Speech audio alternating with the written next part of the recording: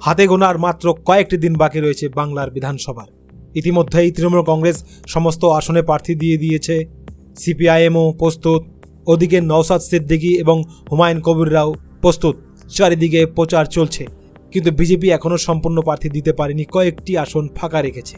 তো এরকম একটা অবস্থায় একটা নতুন আখওয়া মানে একটা ভুয়ো প্রচার শুরু হয়ে গেছে যে ফাঁকা প্রার্থী রয়েছে মানে আসন রয়েছে, সেখানে নাকি নায়ক জিৎ কিংবা প্রসেনজিৎ কিংবা অরিজিৎ সিং, গায়ক, ভারত প্রসিদ্ধ মানে বিশ্ববিখ্যাত যে গায়ক অরিজিৎ সিং, তার নাম থাকতে পারে। মানে পরিষ্কার কথা, এখানে বিজেপির প্রার্থী হতে পারে জিৎ কিংবা প্রসেনজিৎ কিংবা অরিজিৎ সিং।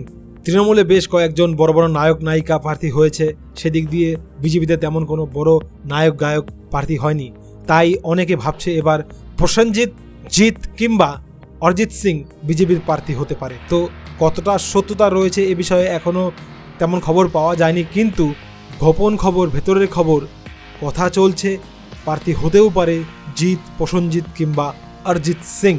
আর সেটা হলে তৃণমূলের কাছে যে মহা বিপদ তা আর বলার অপেক্ষা রাখে না।